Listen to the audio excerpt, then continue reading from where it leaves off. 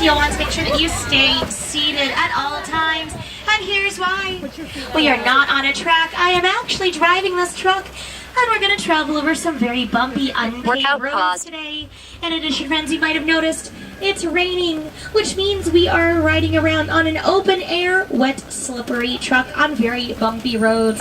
So, friends, make sure that you are staying safely seated even the truck has stopped moving. And that goes for grown-ups and children. So, parents, watch your kids. Make sure your kids are safely seated on their lap or beside you. Please do not move back and forth across your rows or hold little ones up in the air like Simba. Well, friends, welcome to the Harambe Wildlife Reserve. The first place we'll visit today is the Little Etruria Forest. On our right, we'll keep our eyes out for the okapi. You might think the okapi is in the zebra family because of the stripes on their legs, but they're actually in the giraffe family. The okapi is the last living relative of the giraffe, and they're so well hidden that they were unknown to Western civilizations until 1901. The mother okapi will use a kind of sonar in order to communicate with her calves. On our left is the local watering hole, and we're going to keep our eyes out for the black rhino. Black rhinos can grow to be about 3,000 pounds and charge at a speed of 35 miles per hour. They can run so fast they can gallop like a horse does with all 4 feet off the ground at once. Because they are poached for their horns.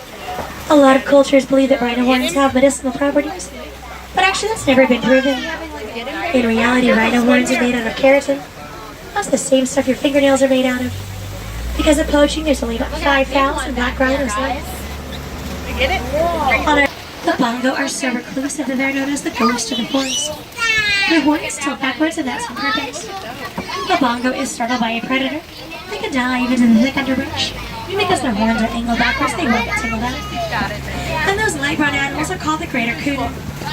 Male kudu have long, twisting horns that will grow about 6 feet or more. Males are solitary, but the females travel in little herds of 3 to 10. We're now moving further into the forest, and we're going to head towards the Safi River. Now in the river, one of the animals we'll look for today is the hippo. But even though hippos are very large, about 5,500 pounds, they can also be surprisingly hard to see. That's because typically hippos prefer to stay in the water.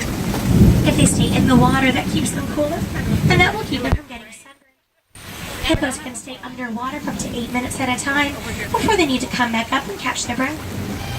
Hippos have long incisor teeth that will grow to be about 18 inches in length. Workout paused.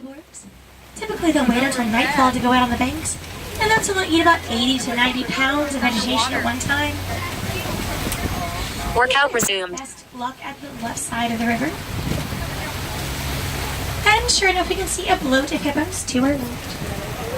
Hippos are apex predators. That means they are the very top of their food chain. The only predator the hippo experiences is mankind. The hippos here in the Safi River are the Nile hippopotamus.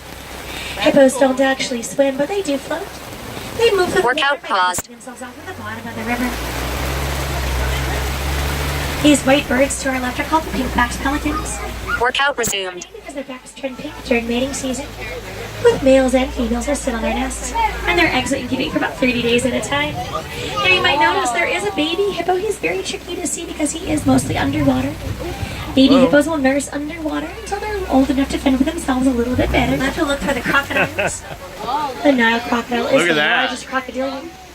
They can grow to about 16 to 20 feet in length.